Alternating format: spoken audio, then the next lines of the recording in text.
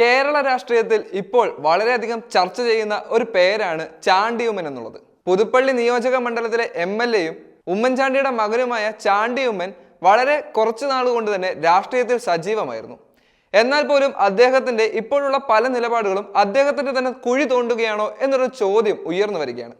കാരണം ചാണ്ടി ഉമ്മന്റെ ഇപ്പോഴുള്ള നിലപാട് കോൺഗ്രസിനോ അല്ലെങ്കിൽ പിതാവായ ഉമ്മൻചാണ്ടിയുടെ പേരിന് അത്രത്തോളം യോജിച്ചതൊന്നുമല്ല.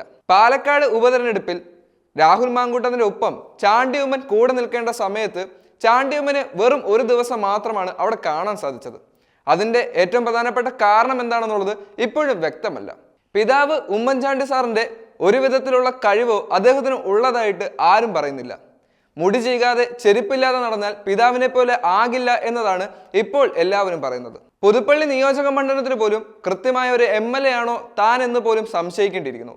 കാരണം അവിടെയുള്ള വ്യക്തികൾക്ക് പോലും ചാണ്ടി ഉമ്മനെ കൊണ്ട് ഇപ്പോൾ ഒരു പ്രയോജനവും ഇല്ല എന്നുള്ളതാണ് എടുത്തു പറയേണ്ട കാര്യം.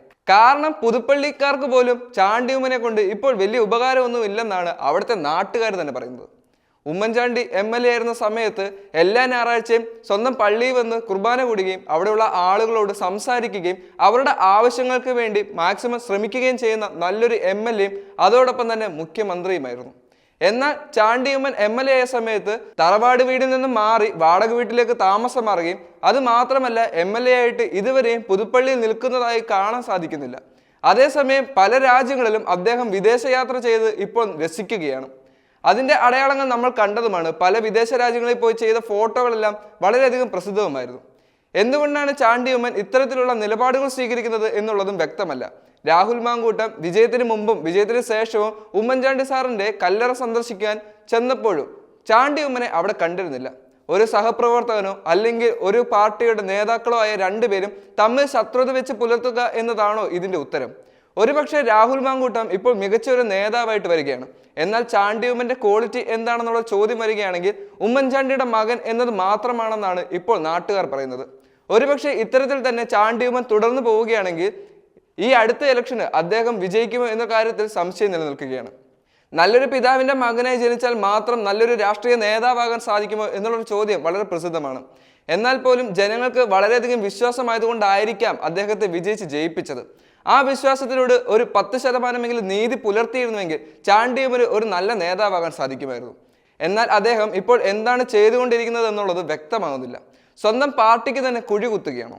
കാരണം രാഹുൽ മാങ്കൂട്ടത്തിനെയും അതുപോലെ തന്നെ K. സുധാകരനെയും VD സതീശനെയും എല്ലാം എതിർത്ത് പറയുന്നത് എന്തുകൊണ്ടാണ്? അല്ലെങ്കിൽ പാർട്ടിക്കകത്തുള്ള ഭിന്നിപ്പുകളെ പുറത്തിട്ട് വഷളാക്കുന്നത് എന്തുകൊണ്ടാണ്? മാത്രമല്ല ഉമ്മൻചാണ്ടി സാറിന്റെ 1ാം ചരമവാർഷികത്തിൽ മുഖ്യമന്ത്രി പിണറായി വിജയനെ വിളിച്ചു വരുത്തുകയും അദ്ദേഹത്തെ പോലൊരു നേതാവിനെ കണ്ടിട്ടില്ലെന്നും വാനോളം പ്രശംസിക്കുകയും ചെയ്ത ഒരു മകനാണ് ചാണ്ടി ഉമ്മൻ.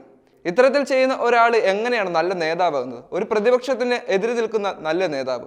ഒരുപക്ഷെ സൗഹൃദമോ അല്ലെങ്കിൽ സ്നേഹബന്ധമോ എന്തും നല്ലതായിരിക്കാം.